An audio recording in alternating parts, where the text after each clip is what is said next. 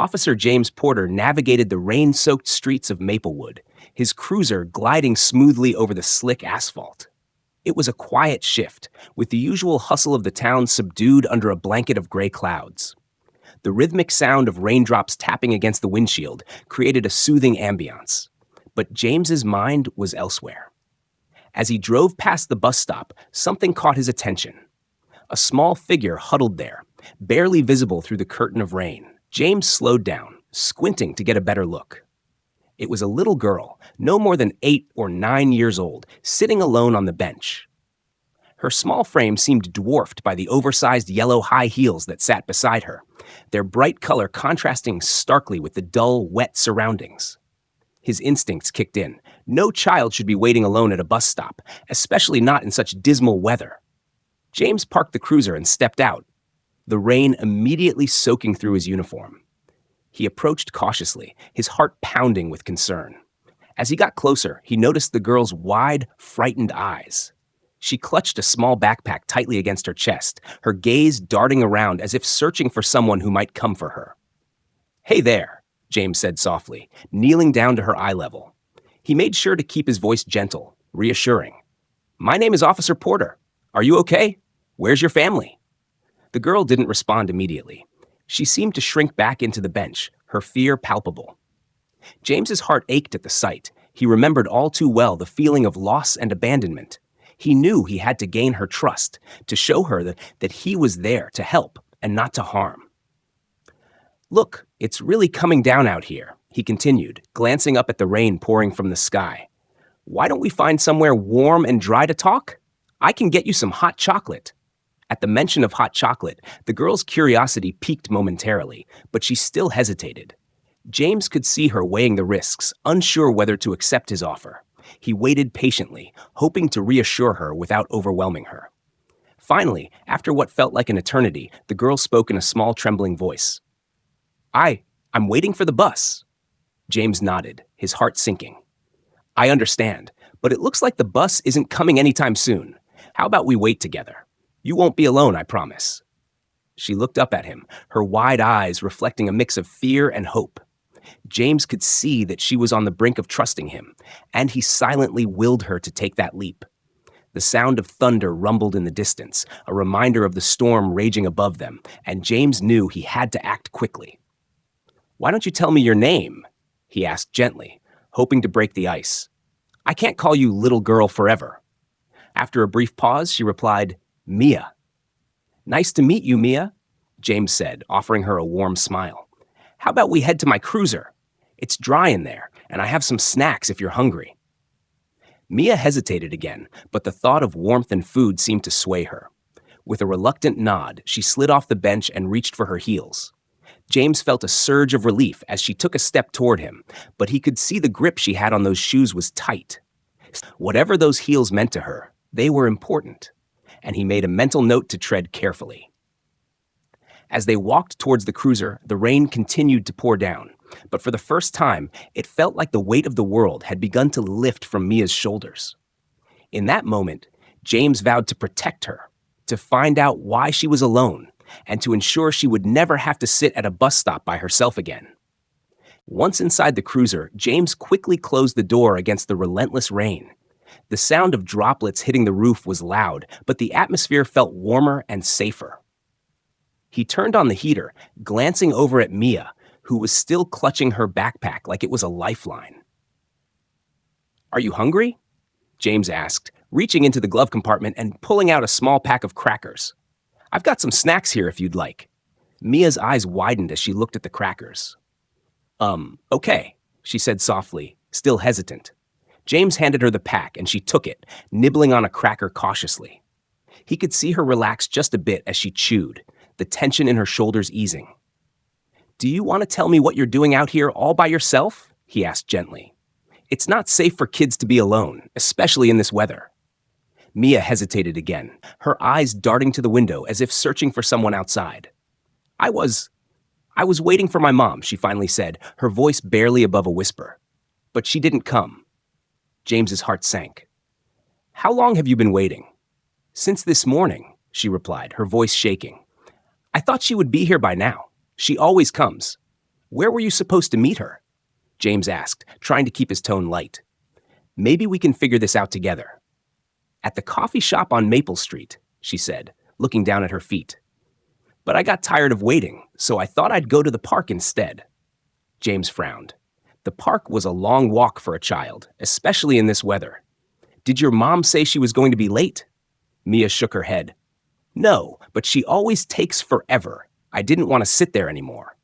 Okay, Mia, I'm going to contact the station and see if they can help us find your mom. How does that sound? James assured her.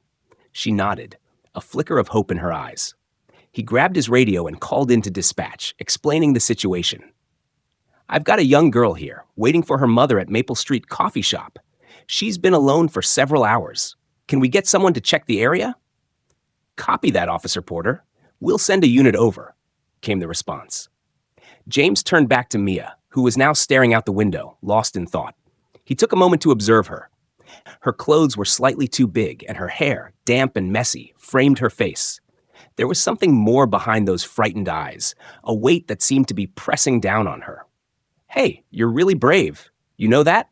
He said, hoping to lift her spirits. It takes a lot of courage to wait like this.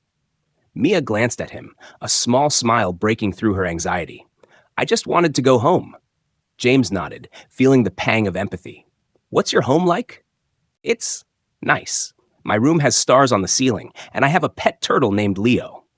Her voice brightened momentarily at the mention of her turtle. Sounds like a great place, he said. I bet Leo is waiting for you, too.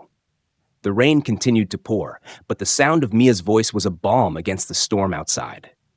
Just as James was about to ask more about her life, his radio crackled again. Officer Porter, we've got a report of a disturbance near the Maple Street coffee shop. Can you check it out? The dispatcher said. James glanced at Mia, sensing a shift in the atmosphere. I need to go check something out, but I won't be far. I'll be right back, okay? You stay here and finish your snack. Okay, she said, though uncertainty lingered in her eyes. James stepped out into the rain again, the chill of the downpour hitting him like a wave. He made his way to the coffee shop, the familiar scent of coffee and pastries wafting through the air. Almost comforting despite the grim circumstances. As he entered, he noticed a few patrons looking concerned, their eyes glued to the commotion in the corner. A woman was arguing with the barista, her voice rising with frustration. I told you! She was supposed to be here! Where is my daughter? Panic flickered in her eyes, and James's instincts kicked in. Ma'am, what's going on? He asked, stepping closer. The woman turned, her face pale and drawn. I lost my daughter. She was supposed to meet me here, but I got caught in traffic, and now she's gone. James felt a rush of adrenaline. What's her name? Mia, the woman exclaimed, tears welling in her eyes. She has a pink backpack and yellow shoes. The pieces clicked together in James's mind, and he felt a wave of relief. She's safe. I found her at the bus stop. She was waiting for you. The woman's face transformed from despair to disbelief. You found her? Where is she? She's in my cruiser, staying dry and safe, James reassured her. Let's get you back to her right now. As they hurried back to the cruiser, James couldn't shake the feeling that this was only the beginning of something more complex. He had helped reunite a mother and daughter, but he could sense that Mia's story held deeper secrets, secrets he was determined to uncover. As they reached the cruiser, Mia's mother practically sprinted forward, her eyes wide with relief. She opened the door, and Mia looked up, her face breaking into a huge smile. Mom, she cried, throwing herself into her mother's arms. Oh, sweetheart, her mother whispered, hugging Mia tightly. I'm so sorry. I didn't mean to be late. James watched the reunion, feeling a warmth spread through him, but there was still a nagging feeling. Something felt off. He noticed that Mia's mother seemed shaken, not just by worry, but by something deeper, a hidden worry lurking behind her relief. Thank you, Officer Porter, she said, glancing at James. I can't tell you how grateful I am. James nodded, choosing his words carefully. I'm just glad she's safe. Mia told me she was waiting for a while. It must have been hard for her. Yes, her mother replied, looking away quickly. I got delayed, that's all. But the way she said it made James suspect there was more to the story. He had seen too many similar situations, and his instincts told him this wasn't just a simple case of a mother running late. Ma'am, if you don't mind me asking, he began gently, Has anything been bothering you lately? Anything I can help with? Mia's mother hesitated, clearly torn. She glanced down at Mia, then back at James. I? I don't know if this is the right place to talk about it. We could step away for a moment if you'd like, he offered. She nodded, squeezing Mia's shoulder reassuringly. Sweetheart, can you stay here for just a second? I need to talk to Officer Porter, okay? Mia nodded, clutching her backpack to her chest as her mother stepped a few feet away with James. The rain had slowed to a light drizzle, creating a quiet, almost eerie calm around them. I don't know if this is just paranoia, Mia's mother began, her voice trembling, but I think someone has been following us. I've noticed it for a few weeks now, small things that just don't add up. We've had someone lingering outside our apartment, a car parked across the street, and I thought I saw the same man watching us at Mia's school last week. James listened intently, alarm bells ringing in his mind. Did you report any of this to the police? She shook her head. No, I thought maybe I was just imagining things. And besides, I didn't want to scare Mia.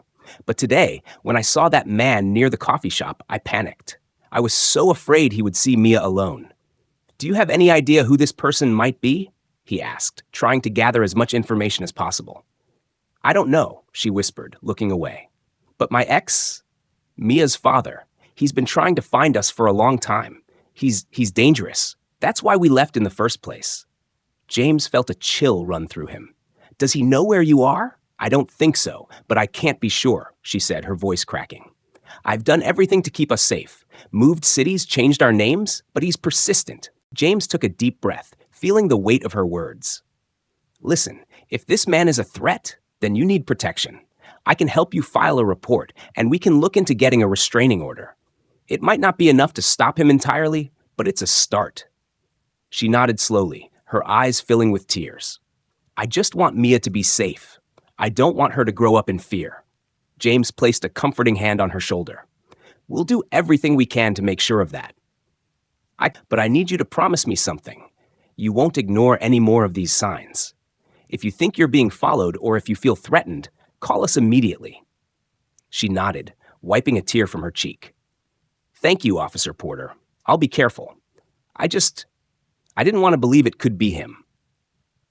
James glanced back at the cruiser where Mia was waiting, her face pressed against the window as she watched them with curious eyes. Let's get you both home safely, he said, feeling a renewed sense of purpose. And I'll make sure to follow up with you to ensure everything's okay. As they drove to Mia and her mother's apartment, James couldn't shake the sense of urgency. He dropped them off, promising he would check in soon and encouraging them to contact him if anything seemed off. Later that night, as he sat in his own apartment, he couldn't stop thinking about Mia's mother's story. There was more to this situation than she'd revealed, and he was determined to get to the bottom of it before anyone got hurt. He made a mental note to review any recent reports that might shed light on Mia's father, or on anyone matching the description of the man her mother had seen. He knew he wouldn't be able to rest until he ensured their safety. Something told him this was only the beginning of a dark, complex puzzle, one he was now fully committed to solving. The following morning, James arrived at the precinct earlier than usual. He was determined to dig into Mia's mother's background and uncover anything that could help him understand the full picture. Logging into the police database, he started with a simple search of recent reports on restraining orders or harassment cases involving Mia's mother. He only knew her by the name she used now, but he suspected that if her story was true, her real name might reveal more. He soon discovered that Mia's mother had indeed changed her name. Her original name was Olivia Carter, and she had filed multiple complaints of abuse and harassment against a man named Daniel Reese, Mia's biological father. The case details painted a disturbing picture. Daniel had a history of violence, with several prior arrests for assault and intimidation. James leaned back, his suspicions confirmed. Daniel Reese wasn't just a vague threat. He was a genuine danger to Olivia and Mia. Reese had a pattern of tracking down people he'd had issues with, using intimidation to keep control. Worse, he had a history of eluding the authorities, disappearing whenever charges were pressed. After reading the file, James's concern deepened. He knew Olivia was doing her best to protect Mia, but the kind of persistence Reese exhibited meant he wasn't going to stop until he found them. James knew he had to act quickly. He grabbed his coat, deciding to pay Olivia another visit. She needed to be fully informed about the latest information on Reese, and he wanted to help her take additional steps to safeguard herself and Mia. When he arrived at their apartment building, James took note of the cars parked nearby, scanning for any sign of Reese. But everything seemed quiet. As he reached Olivia's door, she opened it, clearly surprised to see him. "Officer Porter," she said, her voice a mixture of relief and concern. "Is everything okay?" "Actually, I wanted to talk to you about your ex, Daniel Reese," James said carefully. "I did some research, and I think we need to take his threat seriously. He's done this before, Olivia. He's gone after people." Her face fell, her hands trembling slightly. I hoped we'd escaped him for good. I'm going to do everything I can to help, but I need you to be honest with me," James said gently. "Is there anything else you haven't told me? Anything that might help us stop him?" Olivia hesitated, looking down. "There is. One more thing," she admitted. "When I left him, I took something of his. Not on purpose, but I knew he'd consider it a betrayal." "What was it?" James asked, his curiosity piqued. "It was a flash drive," she whispered.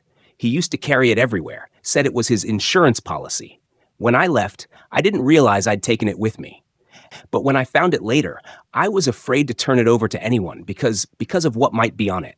If he found out I had it, he'd never stop looking for us." James felt a sense of foreboding. "Do you still have it?" Olivia nodded slowly. "I hid it, just in case, but I'm terrified of what it might mean if he finds out I have it."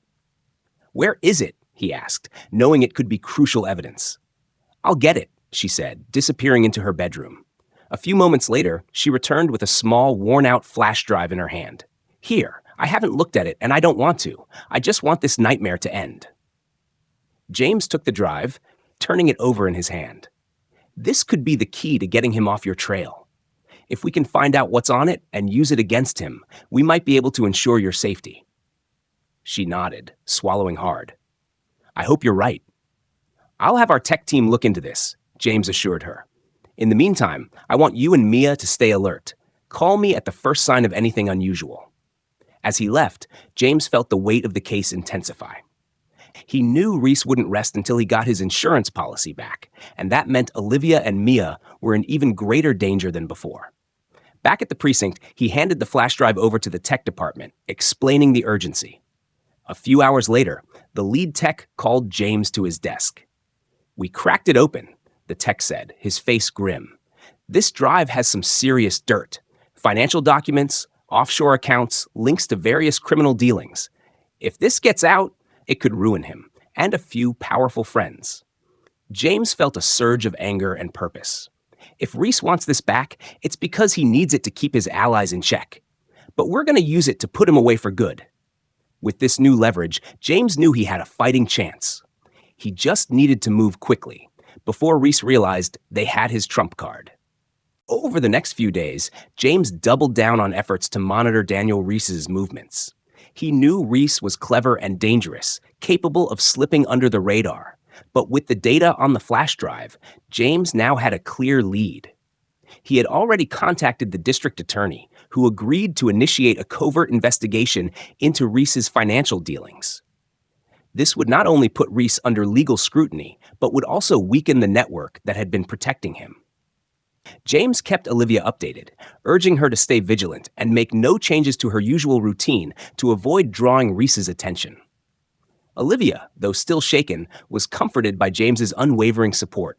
She focused on maintaining normalcy for Mia, masking her fear behind a calm exterior. Meanwhile, Reese was proving harder to track. His last known location, pieced together from credit card transactions, suggested he was still somewhere in the city, likely lying low as he planned his next move. But without a specific address, the search was like chasing shadows. Then, one evening, James received an urgent call from Olivia. "Officer Porter." Her voice trembled slightly. "I just saw him." James's heart raced. "Where? Are you safe?" "I'm at a coffee shop near the school," Olivia whispered, trying to stay composed. "Mia and I stopped here after picking her up, and I saw him standing across the street. I don't think he saw us, but he looked like he was watching." Listen carefully, James instructed, his voice steady. Stay where you are and don't look out. I'll be there in 5 minutes. He sped through traffic, arriving at the cafe in record time.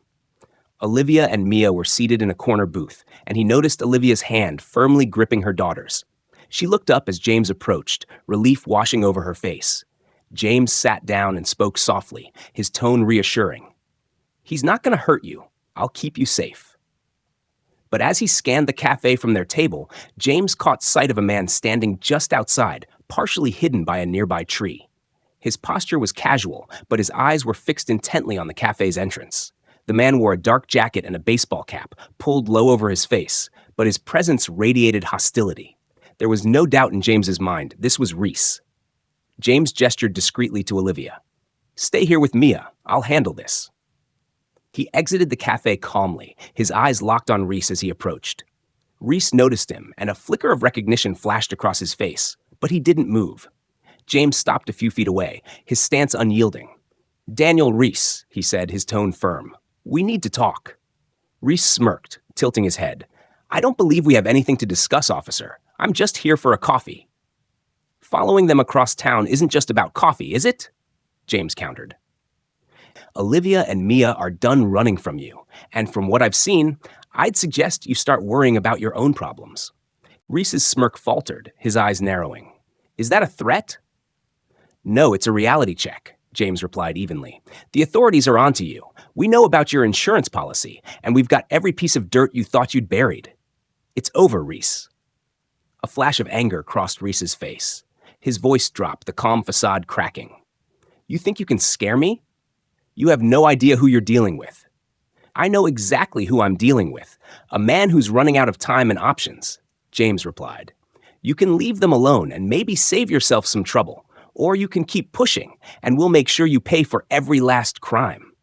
Reese clenched his fists, but he took a step back, his gaze flickering uncertainly.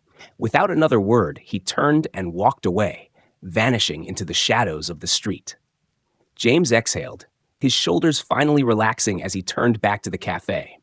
Inside, Olivia and Mia watched him anxiously, and he gave them a reassuring nod. It's okay, he told them as he re-entered. For now, he's gone, but we're not letting our guard down. I'll arrange for extra patrols around your building and Mia's school, and I'll stay close. He won't get near you again. Olivia let out a shaky breath, her relief palpable. Thank you, James. I don't know what we'd do without you. James gave her a soft smile. I promised I'd keep you safe, and I meant it. But as he walked them to their car, a grim thought lingered in his mind. This encounter had been a victory, but he knew it wouldn't be the last. Reese was far from giving up, and James would need every resource he had to ensure he wouldn't have another chance.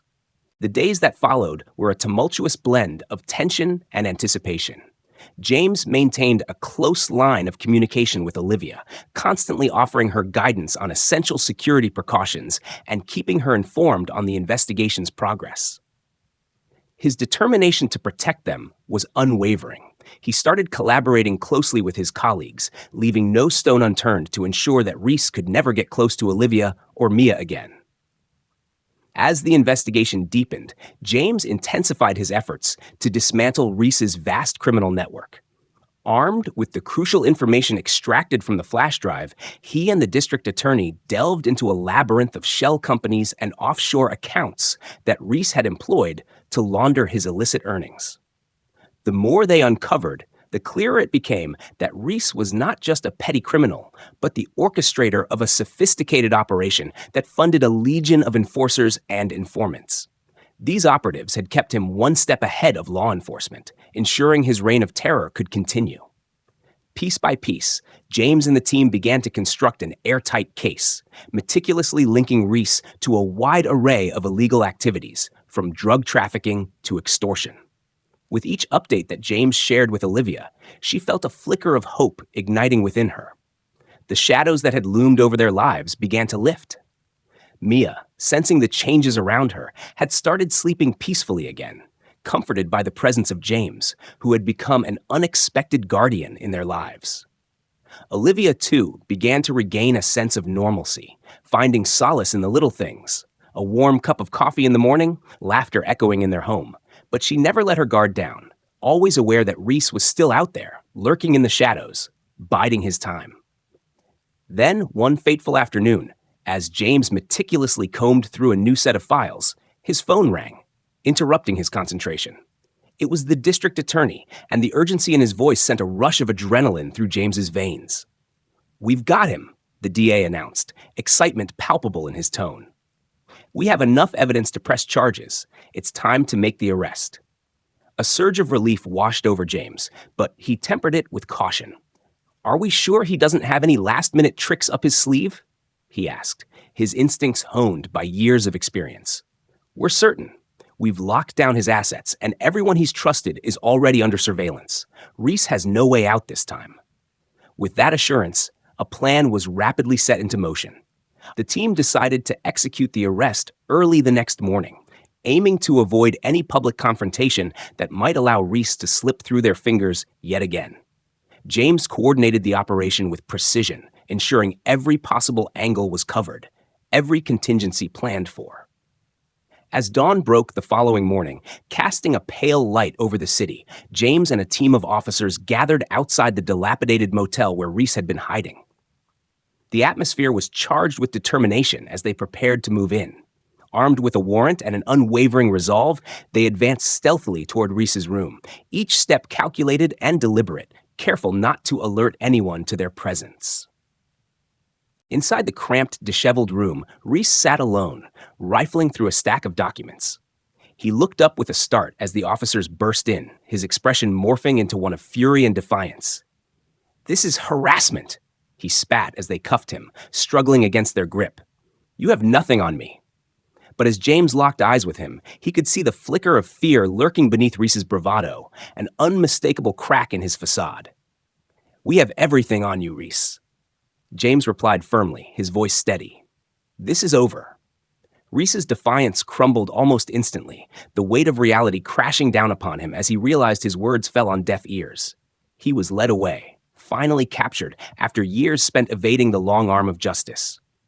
Later that day, James met Olivia and Mia at the station, their expressions a mixture of anxiety and hope. As they sat across from him, he allowed a smile to break through the tension. "It's done," he said, his voice filled with warmth and relief. "Reese has been arrested. He won't hurt you ever again." A wide smile erupted on Olivia's face, her eyes shimmering with tears of gratitude and relief. "Thank you, James, for everything." Mia, sensing the palpable release of tension in the air, hugged her mother tightly, the weight of fear lifting from both of them. As they left the station together, stepping into the crisp air of a new beginning, James felt a quiet sense of fulfillment wash over him. He had not only brought justice to a dangerous man, but had also restored peace to a family that had endured far too much turmoil. In that moment, he knew his promise had been fully realized. In the weeks that followed Reese's arrest, a sense of calm began to settle over Olivia and Mia's lives, though the shadows of their past experiences still lingered. With Reese behind bars, Olivia felt the tight grip of fear gradually loosening, allowing her to breathe easier. She started to rebuild their lives, taking small steps toward normalcy while remaining vigilant, aware that the scars of their trauma would take time to heal. James continued to be a vital presence in their lives, not just as a protector, but as a friend. He would check in regularly, ensuring they felt safe and secure. Each visit brought a sense of comfort, with James helping them navigate the legal processes that lay ahead, from the impending court appearances to discussions about the witness protection program, if necessary. He reassured them that Reese's network had been dismantled, but it was important to stay cautious. As the trial date approached, the atmosphere turned somber. Olivia was determined to testify, knowing that confronting Reese in court was the final step in reclaiming her life and ensuring he could never threaten them again. James stood by her side, offering support and encouraging her to stay strong. One evening, as they sat together in Olivia's living room, she shared her fears. What if he tries to manipulate the situation? What if he gets out again? Her voice trembled, and James could see the worry etched across her face. "He won't," James replied firmly. "We have a solid case against him, and if he tries anything, we'll be ready for it. You're not alone in this." Mia, sensing her mother's distress, chimed in. "We'll be brave, right, Mom?" she said, her eyes wide and earnest. Olivia couldn't help but smile at her daughter's courage, feeling a rush of warmth and determination. The night before the trial, James visited them one last time, bringing along dinner and a movie to lighten the mood. As they shared laughs and stories, the sense of camaraderie grew, momentarily pushing aside the weight of the upcoming events. The next morning, the courtroom was filled with tension. Olivia's heart raced as she took her seat, glancing at the empty chair reserved for Reese. She felt a surge of anxiety but reminded herself of James's words. The trial unfolded, with the prosecutor methodically presenting the evidence, weaving together a narrative of Reese's crimes that left no room for doubt. When it was finally her turn to testify, Olivia took a deep breath, her hands trembling as she approached the stand. She locked eyes with James, who offered an encouraging nod from the front row. Her voice wavered as she began recounting her experiences, detailing the fear and manipulation she had endured. But as she spoke, a newfound strength surged within her, empowering her to share her story with clarity and conviction. Reese, now sitting in the defendant's chair, attempted to appear unfazed, but Olivia could see the flicker of anger in his eyes as she spoke. She recounted the moments when he had crossed the line, the threats that had loomed over her and Mia, and the pain he had inflicted.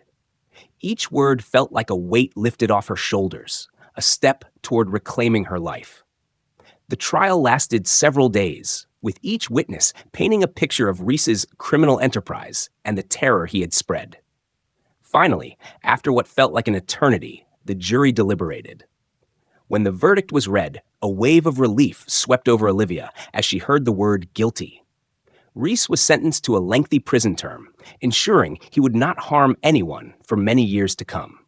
As they left the courthouse, the sun shining brightly overhead, Olivia and Mia walked hand in hand, a sense of closure washing over them. They had faced their fears and emerged stronger, together. In the following weeks, they focused on healing. Olivia enrolled Mia in art classes, encouraging her to express herself creatively, while she herself started attending support groups for survivors of domestic abuse. They began to rebuild their lives, creating new routines that felt safe and nurturing. James remained a steadfast ally, visiting often and helping them settle into this new chapter. Their bond deepened, evolving from a protector-ward relationship into a genuine friendship. Olivia appreciated his presence, and as they shared more moments together, she found herself laughing more and worrying less. One evening, as they sat on the porch watching the sun dip below the horizon, Olivia turned to James, her expression serious. "Thank you for everything. I don't think I could have done this without you." James smiled, a hint of warmth in his eyes. "You're stronger than you know, Olivia. You faced your fears and fought back. That's something to be proud of." As the stars began to twinkle above, Olivia felt a flicker of hope ignite within her. She had endured the darkest of times, but now, surrounded by those she loved and supported, she was ready to embrace the future, one step at a time. Months passed and the seasons began to shift. Spring arrived, bringing with it a sense of renewal and hope. Olivia and Mia found themselves adjusting to their new lives, embracing opportunities that had once seemed distant or unreachable. With each passing day, the weight of their past began to feel lighter, as if the shadows of Reese's reign were finally receding. Mia flourished in her art classes, her creativity blossoming as she poured her emotions onto the canvas. Her room became a colorful display of her paintings, each stroke a testament to her resilience. Olivia reveled in her daughter's artistic journey, often sitting beside her as they painted together, the laughter and joy filling their home. One afternoon, while Mia worked on a particularly vibrant piece, Olivia received a call from James. He had exciting news. The police department was hosting a community event aimed at fostering trust and connection between officers and residents. They were looking for volunteers to help organize activities, and James thought Olivia and Mia would be perfect for it. "This could be a great opportunity for you both," James said, his voice upbeat. "It's a chance to meet new people and show how much our community cares about each other."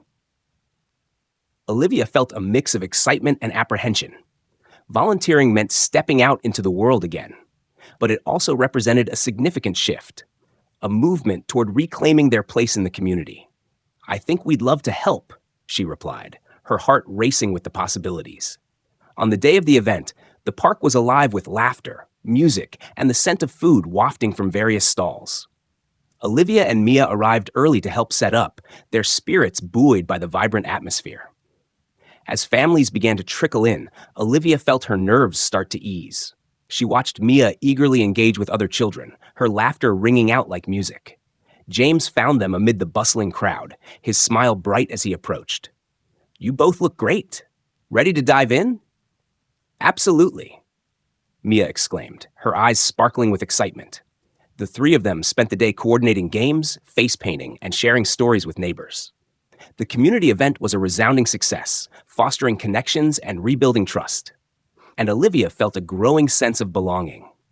As the sun began to set, casting a golden hue across the park, Olivia took a moment to reflect.